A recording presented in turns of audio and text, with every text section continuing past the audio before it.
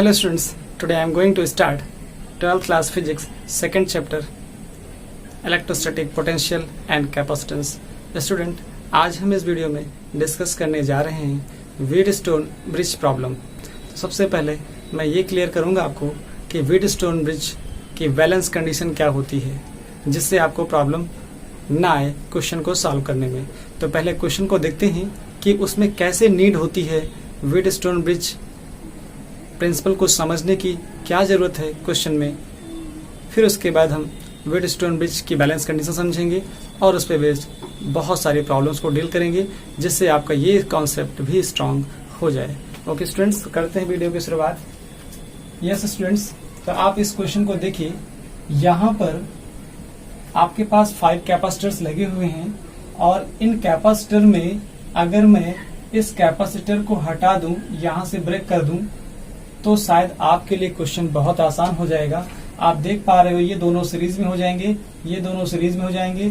जो आंसर होगा वो between A and B terminal आप इक्विवेलेंट कैपेसिटेंस फाइंड कर पाओगे। फिर से मैं कह रहा हूँ, बिटवीन ए एंड बी अगर आपको इक्विवेलेंट कैपेसिटेंस फाइंड करना है, यहाँ भी आपको क्या करना था, इक्विवेलेंट कैपेसिटेंस फाइंड करना है। बट आप देख पा रहे हो कि जब ये कनेक्ट कर दिया जाता है 8 माइक्रोफैरेड का कैपेसिटर यहाँ पर कनेक्ट कर दिया जाता है, तब आप ये नहीं समझ पा रहे अब कि ये सीरीज में होंगे इसके साथ कि पैरेलल में होंगे, ये कैसे होंगे। इस चीज यहाँ पर इस प्रॉब्लम को समझने के लिए पहले आपको समझना होगा व्हीटस्टोन ब्रिज क्या होता है। ओके, व्हीटस्टोन ब्रिज प्रिंसिपल को हम लोग नेक्स्ट चैप्टर में करंट इलेक्ट्रिसिटी में डेप्थ में पढ़ने वाले हैं। बट यहाँ पर मैं आपको एक कॉन्सेप्ट बताना चाहता हूँ कि क्या होता है व्हीटस्टोन ब्रिज की बैलेंस कंडीशन। तो पहले हम समझ लेते हैं।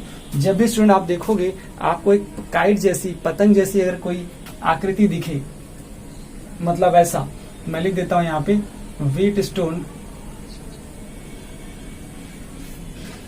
ब्रिज बैलेंस कंडीशन क्या होती है। बैलेंस कंडीशन ये होती है, कहा यह जाता है कि पहले आप फिगर देखिए, जैसे आपके पास पतंग जैसी कोई आकृति आपको दिखाई पड़े, इसका भी पतंग जैसा शेप बना सकते हो। अभी मैं आपको ऐसे प्रॉब्लम में करके दिखाऊंगा कि ये आपके पास टर्मिनल था ए, ये टर्मिनल आपके पास सी, ओके, ये टर्मिनल आपके पास बी और ये टर्मिनल हो गया डी। अगर यहाँ पे कैपेसिटर्स लगे हों, यहाँ पे कैपेसिटर्स लगे हों कुछ ऐसे, ठीक है। मान लिया मैंने C1 है और ये C2 है, ये C3 है और ये C4, और यहाँ पे डायगोनली भी लगा हुआ है कोई कैपेसिटर C5, करेक्ट। अब जरा देखिए व्हीटस्टोन ब्रिज बैलेंस कंडीशन क्या होती है। आप लिखोगे कि C1 upon C2 means C1 upon C3, C1 upon C3 is equal to C2 upon C4। ये कब होगा, ये तब होगा when B and D are at same potential। या तो हम ये मान के चलें कि B और D सेम पोटेंशियल पे हैं, तब हम इसको छोड़ देंगे और C1 upon C3 equal to C2 upon C4 prove कर देंगे। या फिर ये मान लें, तब ये मान सकते हैं, अगर ये मान के चलते हैं तो ये कंडीशन होगी, अगर ये कंडीशन मान लें तो ये कंडीशन फुलफिल होनी चाहिए। पहले मैं आपको इसका डेरिवेशन बता देता हूं। जरा देखिए, सपोज करिए आप इसके क्रॉस एक इमेजिनरी सेल या बैटरी कनेक्ट कर देते हैं, ओके। तो यहाँ पर क्या होगा, V वोल्ट होगा, ये प्लस ये माइनस, तो ये हो जाएगा V वोल्ट पे और ये हो जाएगा 0 वोल्ट पे। सपोज कर लीजिए इसका पोटेंशियल x है, इसका भी पोटेंशियल x है, ओके। क्यों ऐसा मान रहा हूं मैं, ये मान के चल रहा हूं कि सेम पोटेंशियल पे हैं। मैंने क्या लिट किया हुआ है, let B and D terminal are at same potential x हो गया। अब क्या होगा, अब आप जरा देखिए यहाँ का क्या पोटेंशियल होगा। आप पोटेंशियल आप देखोगे VAB का, यहाँ कितना आएगा जाके, आप देखोगे पोटेंशियल VAB की वैल्यू क्या आएगी, जरा VAB देखोगे तो यहाँ पे आएगा V माइनस एक्स, क्या आएगा V माइनस एक्स। चलिए V माइनस एक्स होगा तो कितना आएगा, V minus x equal to क्या होता है, यहां से अगर कोई चार्ज आ रहा है तो इधर क्या जाएगा चार्ज, जरा देखिए, इधर जाएगा चार्ज Q1, इधर जाएगा चार्ज Q2। अगर यहां से Q चार्ज आ रहा होगा तब वही चार्ज जो इधर जा रहा है इधर जाना नहीं है, तो यहाँ पे आ जाएगा Q1 और यही चार्ज इधर चला जाएगा Q2, तो यही यहाँ पहुंच जाएगा Q2, करेक्ट। अब जरा देखिए, तो यहाँ पे V इक्वल टू होता है Q अपॉन C, तो यहाँ पे आएगा Q1 अपॉन C1, क्या आएगा Q1 अपॉन C1। सिमिलरली यहाँ जरा देखिए VBC कितना आएगा, VBC आएगा x माइनस जीरो, क्योंकि यहाँ पोटेंशियल x है, यहाँ पोटेंशियल 0 है, तो ये कितना आएगा, ये आएगा Q2 अपॉन C2, क्लियर। अब यहाँ जरा देखिए, इस साइड में जरा देखिए VAD आता है V माइनस जीरो, क्योंकि ये V पोटेंशियल पे, यहाँ पे पोटेंशियल कितना है V, यहाँ का x, तो V minus x is equal to Q2 upon C3 आएगा।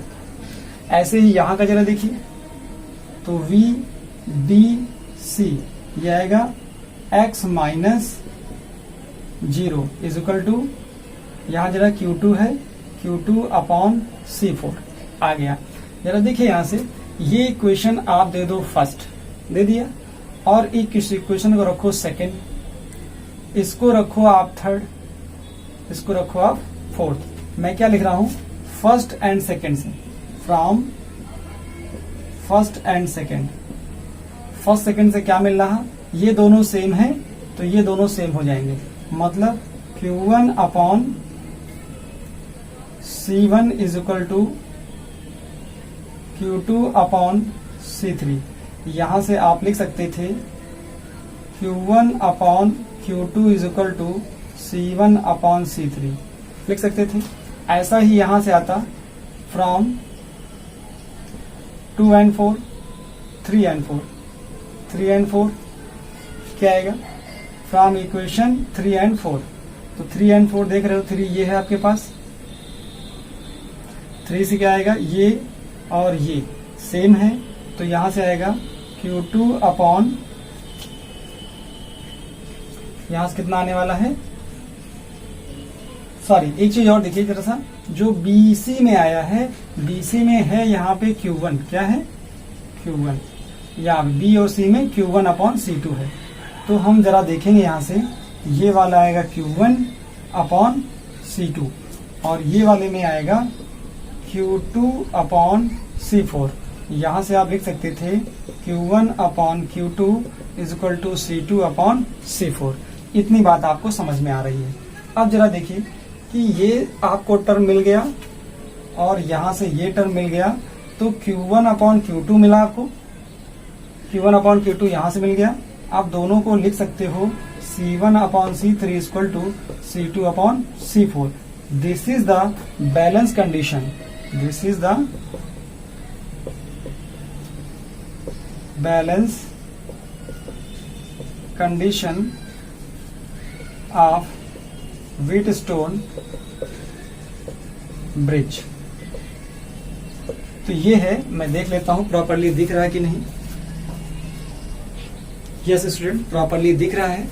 तो ये था स्टूडेंट कॉन्सेप्ट कि अगर क्वेश्चन में देखोगे ऐसा कुछ C1, C2, C3, C4, C5 लगा हुआ है, तो वहां पे C5 को कब निगलेक्ट कर सकते हो आप, ये चीज आपको देखनी होगी। उस कंडीशन पे निगलेक्ट कर सकते हो जब B और D सेम पोटेंशियल पे हो, तो हम उस लाइन पे लगे हुए कैपेसिटर को निगलेक्ट कर देंगे। तो अब हम प्रॉब्लम पे आते हैं और समझते हैं इस प्रॉब्लम में क्या हुआ। जरा देखिए यहाँ पर ये C1 हो गया, C2 हो गया, C3 हो गया, C4 हो गया। तो मैं लिख देता हूं C1, C2, C3, C4 और ये C5। अब जरा देखिए from circuit C1 upon C3 is equal to C2 upon C4। तो क्या देखोगे, C1 अपॉन C3 ये है 2 अपॉन 4 1/2, यहाँ पे C2 अपॉन C4 ये आएगा 4 अपॉन 8, ये आएगा 1/2, that is C1 upon C3 is equal to C2 upon C4। Hence given circuit is balance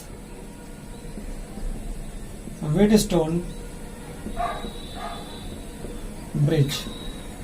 अगर बैलेंस है तब क्या होगा, इस वाले को आप नेग्लेक्ट करोगे, तब क्या होगा, देन आप लिखोगे C1 is equal to C dash is equal to 2 + 4, ये दोनों हो जाएंगे सीरीज में। मतलब क्या आया, तब आप लिखोगे 1 upon C dash is equal to 1/2 + 1/4। कितना आएगा यहाँ से, ये आएगा जाके 4 एलसीएम लोगे तो यहाँ से क्या आएगा, यहाँ से आएगा 2, यहाँ आएगा 4, यहाँ आएगा 2, यहाँ हो गया 4 + 2, ये हो गया 6/4, ये आया 3/2, यहाँ से C डैश की वैल्यू 3/2 माइक्रो फैरेड। ऐसे ही इसके लिए भी हो जाएगा, ये दोनों हो गए C डबल डैश और ये दोनों हो गए C डैश। तो यहाँ से इसकी वैल्यू आई 3/2, इसकी भी वैल्यू आएगी 3/2। आप देखोगे C डबल डैश, उसकी भी वैल्यू क्या आएगी, यहाँ से सॉरी C डबल डैश आपको निकालना पड़ेगा। C डबल डैश कैसे निकालोगे, 1 upon C double dash equal to 1 upon, यहाँ से निकालना पड़ेगा 1/4 + 1/8। तो यहाँ से क्या आएगा, ये आएगा 8 + 4 12, और यहाँ से आएगा कितना 8 4 जा 32। तो ये हो जाएगा, यहाँ से ये हो जाएगा 3/4 से कैंसिल करोगे, 4 से 12 और ये आएगा 8। तो यहां से आप निकाल सकते हो C double dash equal to 8/3। तो ये आपके पास आ गया 8/3 माइक्रो फैरेड। अब ये दोनों हो जाएंगे पैरेलल में, तो C इक्विवेलेंट क्या आ जाएगा, यहां से आएगा C इक्विवेलेंट 3/2 + 8/3। यहां से आपको मिल गया जाके, ये आप देख पा रहे हो, ये हो जाएगा 6 एलसीएम। इसको मल्टीप्लाई करोगे तो हो गया 9, ये हो गया 16। तो यहां से आएगा 25 और ये हो जाएगा 6। यहां से इतना माइक्रो फैरेड रिजल्ट स्टूडेंट आपको मिल जाता है। मैं चेक कर लेता हूं एक बार और, यस आपको प्रॉपरली दिख जाएगा। इस तरह से आप आंसर को ऑब्टेन कर पा रहे स्टूडेंट। ये था इसका प्रॉपर सॉल्यूशन। मैं नेक्स्ट प्रॉब्लम लेता हूं। आई होप आपको पहले कॉन्सेप्ट समझ में आया होगा। उस कॉन्सेप्ट को समझने के बाद कब किस कंडीशन पे आप बीच वाले कैपेसिटर को रिमूव करोगे वो आपको समझना है। मैं नेक्स्ट प्रॉब्लम लेता हूं, आप इसको नोट कर लीजिए। तो अब आपको स्टूडेंट ये आइडिया हो गया कि हमें कब बीच वाले कैपेसिटर को नेग्लेक्ट करना है, मतलब छोड़ना है। उसकी केवल एक ही कंडीशन है, जब सर्किट क्या हो, बैलेंस हो। जब सर्किट बैलेंस होने की कंडीशन दे दी गई C1/C3 इक्वल टू C2/C4। मैं नेक्स्ट प्रॉब्लम लेता हूं, आप इसको देखिए। ये आपके पास सर्किट है,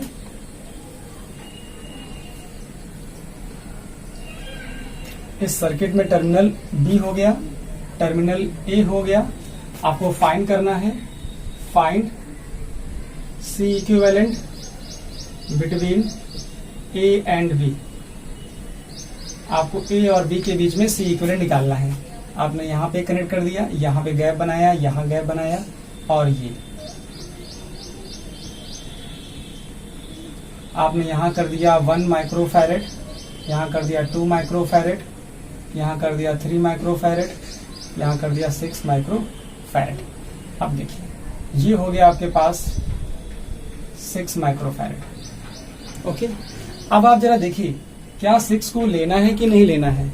उसके लिए आपको क्या करना पड़ेगा, पहले चेक करना पड़ेगा C1 अपॉन, ये आपके पास C1 हो गया, C2 हो गया, C3 हो गया, C4 हो गया। तो C1/C3, C1/C3 1/2, C2/C4 3/6 correct 1/2 that is C1/C3 is equal to C2/C4 circuit is balanced hence circuit is balanced। अब सर्किट बैलेंस्ड है तब क्या होगा, तब आप इसको क्रॉस करोगे, नहीं लेना है तो ये दोनों हो गए सीरीज, तो 1/C'। आप चाहे ऐसे यूज करिए या फिर मैंने आपको सिखाया है कि जब ये सीरीज में निकालना हो तो आप माँ वर्ड यूज करिए। क्या यूज करिए, माँ। तो मैं यहाँ पर बता देता हूँ माँ से। माँ का मतलब यहाँ पर क्या होता है कि अगर आपको ये दोनों सीरीज में हैं, कैसे हैं, सीरीज में, मैं लिख देता हूँ 1 microfarad and 3 microfarad are in series, are in series. Series में है तो C डैश की वैल्यू क्या होगी, मल्टीप्लाई अपॉन ऐड। तो 1 और 3 को मल्टीप्लाई करो तो 3 होगा और नीचे ऐड करोगे तो 1 + 3 होगा, मतलब यहाँ पर मल्टीप्लाई और तो 3/4 हो गया। इतना आंसर इसका आ जाएगा। सिमिलरली नीचे क्या दिया जा रहा, 2 microfarad and 6 microfarad are in series again. तो आप क्या करोगे, फिर माँ यूज करोगे, तो माँ ही यूज करना है और आपको C" आ जाएगा। कितना, मल्टीप्लाई, पहले मल्टीप्लाई करिए 2 × 6, नीचे क्या आएगा, ऐड 2 + 6 तो ये आएगा 12, नीचे आएगा 8, कैंसिल करोगे तो इसको 2 से कैंसिल कर लीजिए, 4 से कर दीजिए, 3/2 माइक्रोफैरेड आ गया। अब दोनों हो गए parallel, C' and C" are in parallel. जब ये पैरेलल में है तब क्या होगा, C इक्विवेलेंट की वैल्यू C' + C" तो आया 3/4 + 3/2। अब क्या करना है, मल्टीप्लाई कर दीजिए तो ये हो जाएगा 6 और ये हो जाएगा 12 और नीचे हो जाएगा 8। तो आंसर आपके पास आ गया। यहाँ से ये हो गया 18/8, कैंसिल करेंगे 9/4 माइक्रोफैरेड। इस तरह से आप आंसर मिल जाता है। स्टूडेंट आप देख रहे हो बहुत इजी क्वेश्चन होते हैं, बस केवल आपको कॉन्सेप्ट बनाना होता है। ओके, नोट कर लीजिए। इसी क्वेश्चन को मैं और चेंज कर देता हूं। चलिए मैं इसकी वैल्यू चेंज कर देता हूं, क्वेश्चन अपने आप सही हो जाएगा। वैल्यूज चेंज हो गई तो क्वेश्चन बनेगा क्या, यहां पे हो गया 18 और मैंने यहां कर दिया 9 माइक्रोफैरेड और इसको कर दिया मैंने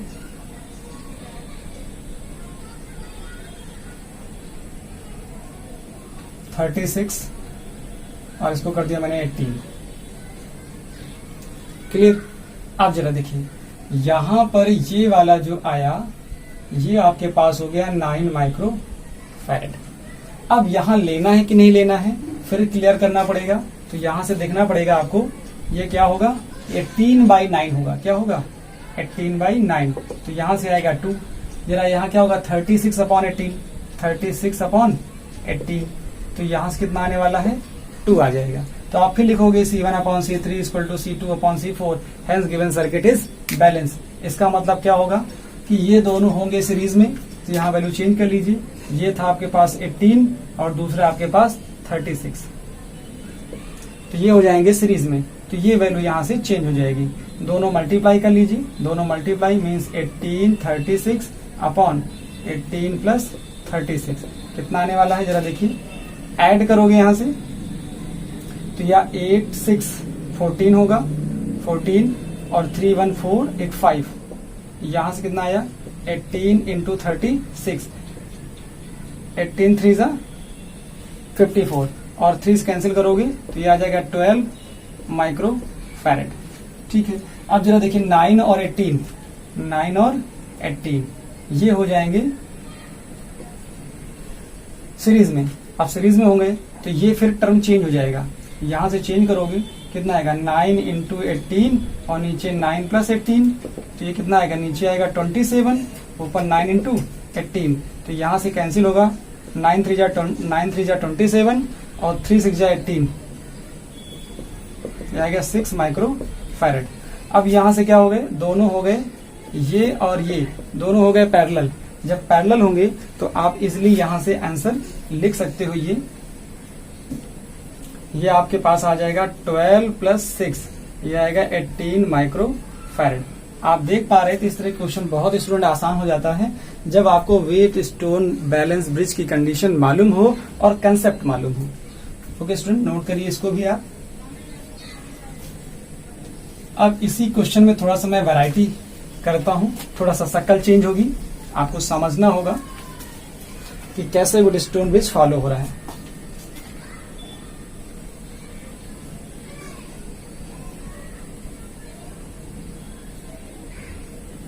क्वेश्चन ऐसा आ गया, मैंने यहां पे ए लिख दिया, यहां पे सी लिख दिया और ये हो गया बी, ये हो गया डी। क्लियर। अब यहां पे मैंने कैपेसिटर लगा दिया,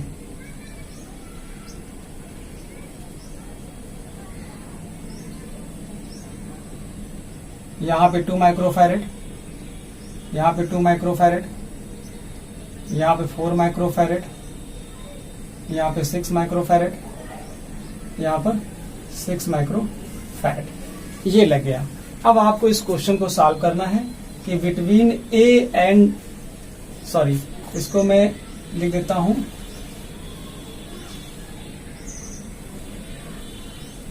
यहां पे मैं लिख देता हूं, इसको नहीं करता हूं, यहां लिख देता हूं ए, यहां लिख देता हूं बी, सीधे से बात।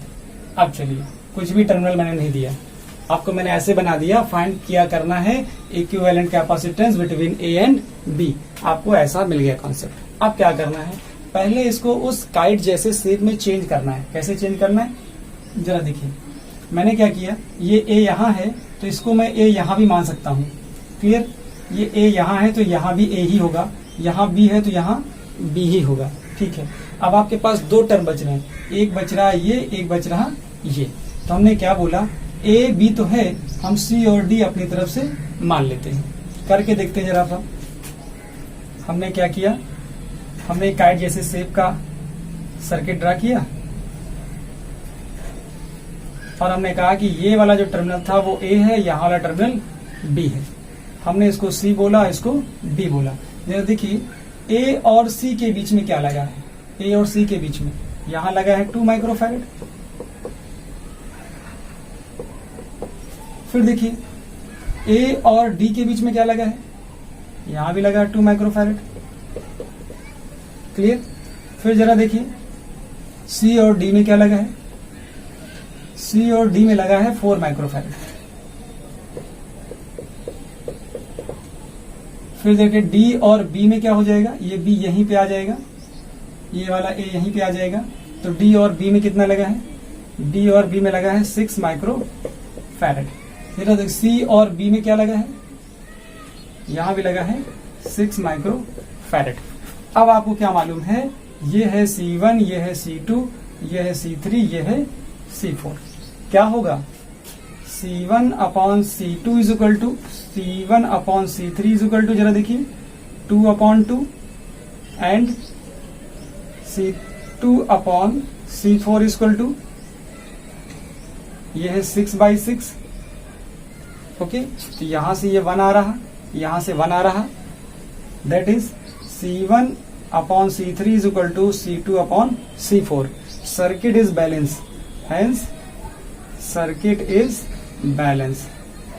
अब सर्किट अगर बैलेंस्ड है तो हम लिख सकते हैं 4 माइक्रोफैरेड कैन बी नेग्लेक्टेड, कर सकते हैं। अब क्या आया, ये दोनों हो गए सीरीज, ये दोनों हो गए सीरीज, करेक्ट। यहां से आएगा सी डैश, यहां से आएगा सी डबल डैश। जरा देखिए, तो सी डैश की वैल्यू क्या आई, मैं लिखता हूं 2 microfarad and 6 microfarad are in series. तो सी डैश की वैल्यू क्या होगी, मैं फिर अगेन यूज करूंगा माँ का मतलब मल्टीप्लाई 2 इंटू 6 अपॉन 2 प्लस 6, ये आएगा 12, नीचे आएगा 8, ये आएगा 4, ये आएगा 3, ये आएगा 2 माइक्रोफैरेड। इस तरह से इजिली आप सॉल्व कर पाते हो। फिर क्या होगा 2 into 6 again 2 microfarad and 6 microfarad are in series. तो सी डबल डैश की वैल्यू होगी 2 इंटू 6 अपॉन 2 प्लस 6, ये आएगा 12 अपॉन 8, ये आएगा 3 अपॉन 2 माइक्रोफैरेड। अब आप क्या लिखते हो, C dash and C double dash are in parallel. तो सी इक्विवेलेंट की वैल्यू होगी C dash plus C double dash 3/2 plus 3/2, ये हो गया कितना, ये हो गया 3/2 ऐड करोगे नीचे 3 प्लस 3, ये हो गया कितना 6/2, ये हो गया 3 माइक्रोफैरेड। इस तरह से आप स्टूडेंट देख पा रहे थे, बहुत इजी वे में आपने क्वेश्चन को सॉल्व कर दिया। नोट कर लीजिए, नेक्स्ट प्रॉब्लम की बात करते हैं। इसी में क्वेश्चन मैं चेंज कर दूं तो स्टूडेंट देखोगे आप, अगर मैं इसको ऐसा बना दूं, आप देखोगे यहां पे, तो मैं कर देता हूं, इसको मैंने कर दिया 5, इसको कर दिया मैंने 10, और ये हो जाएगा आपके पास 10, ये हो जाएगा 10, ये हो जाएगा 20। अब जरा देखिए, क्वेश्चन सेम हो गया बट वैरायटी हो गई थोड़ी सी, ठीक है। आप जरा देख पा रहे थे यहाँ पे, यहाँ वैल्यू चेंज हो गई, क्या आएगा जरा देखिए, ए और सी के बीच में 5, ए और सी के बीच में कितना आ गया 5 आ गया। फिर ए और डी के बीच में 10 आ गया, ए और डी के बीच में 10 आ गया। फिर देखिए डी और बी के बीच में, डी और बी के बीच में, डी और बी के बीच में 20, डी और बी के बीच में 20, यहाँ 20 आ गया। फिर देखिए सी और बी के बीच में, सी और बी के बीच में 10 आ गया, ये हो गया। आप क्वेश्चन को देखोगे यहां से तो आपको क्या मिलेगा, C1 सारा सब कुछ सेम रहेगा, C1 C2 C3 C4, तो यहां से आएगा C1 अपॉन C3 5 अपॉन 10, यहाँ वैल्यू क्या आने वाली है, यहाँ पे आ जाएगा 5/10, तो आएगा 1/2।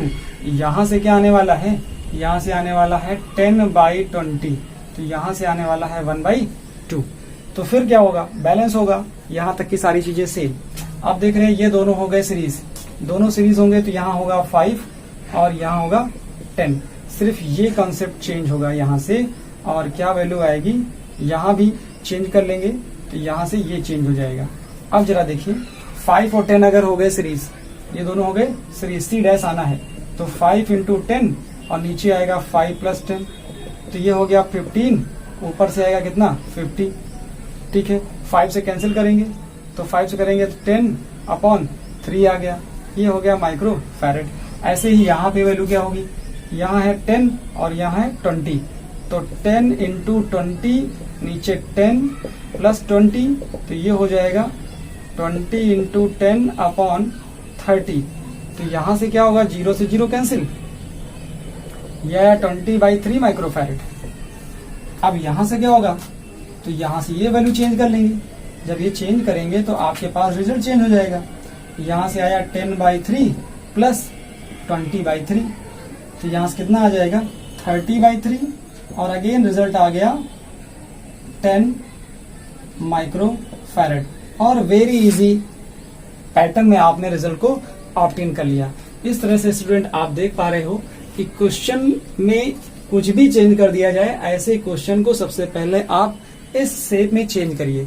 जैसे ही आप इस शेप में चेंज करोगे काइट जैसे, तो काइट जैसे शेप में जैसे ही आप चेंज करते हो, आपका क्वेश्चन बहुत आसान हो जाता है, और आसान तरीके से क्वेश्चन को सॉल्व करना है तो इस पैटर्न का सबसे पहले ये पैटर्न प्रिपेयर करिए, इस पैटर्न में क्वेश्चन को कन्वर्ट करिए, फिर आप बैलेंस चेक करिए कि क्वेश्चन बैलेंस है कि अनबैलेंस है। यस स्टूडेंट, यहाँ क्वेश्चन बनता है कि हो सकता है कभी कभी यहाँ पर जो वैल्यूज होंगी ये 5 और ये 10 होगी, और ये 10 और ये 5 होगी। ऐसे क्वेश्चन का वीडियो हम नेक्स्ट बनाने वाले हैं, जहां पर व्हीटस्टोन ब्रिज जो होगा वो अनबैलेंस होगा। जो अनबैलेंस व्हीटस्टोन ब्रिज होता है उसको हम चार्ज डिस्ट्रीब्यूशन मेथड से सॉल्व करेंगे। ओके स्टूडेंट्स, तो इस वीडियो में इतना ही था आपको सिखाने के लिए। नेक्स्ट वीडियो में मिलते हैं, जहां पर मैं आपको अनबैलेंस वीट स्टोन ब्रिज को चार्ज डिस्ट्रीब्यूशन मेथड से सिखाऊंगा। Thank you student, thank you for watching this video.